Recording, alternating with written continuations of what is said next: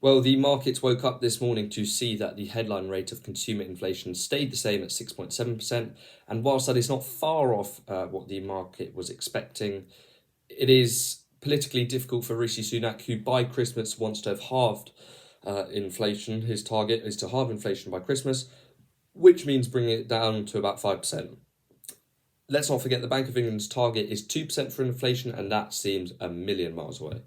Sunak seems to be heavily reliant on the ending of the Ofgem energy price cap guarantee, which is likely to lead to a fall in inflation. But as I say, politically, Sunak looks weak, Sunak looks vulnerable, and Sunak is, he's very reliant on the ending of the Ofgem energy price cap. When we look at the figure of 6.7% and we break it down, it is simply due to price pressures and volatility in the market. So whilst we saw goods disinflation in the services and food sector, food inflation finally beginning to come down by the looks of it, this was the significance of this was overridden by, as I say, price pressures in the oil market, in the energy market, partly due to the war in Israel, as they shut off their energy reserves. So the oil market's volatile.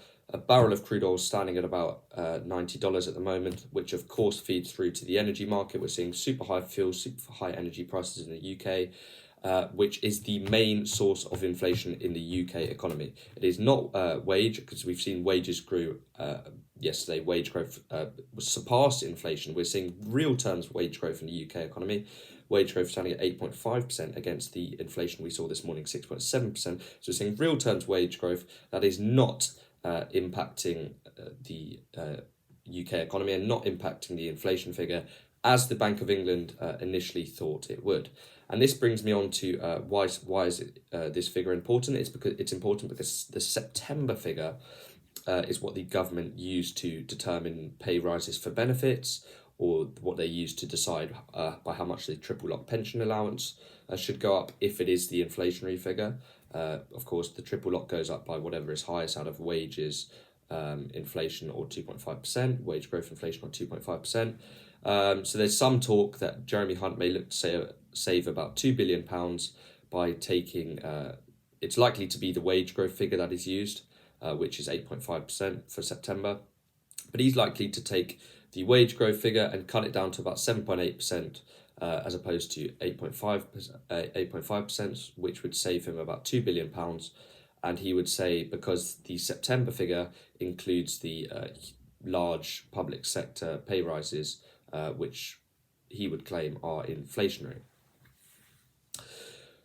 This, of course, also is significant on a lower, more local level, because the inflation that we are seeing means there is and combined with the freezing of income tax thresholds, as the IFS report described yesterday, means there's a huge amount of fiscal drag whereby people are dragged into paying more tax as thresholds are frozen.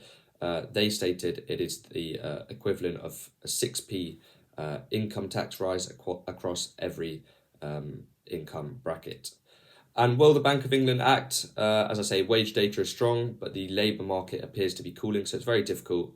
We had senior American economists saying they have no idea where interest rates will be in 3 weeks, let alone 3 years. So as I say, it's very volatile, but a very interesting and significant month.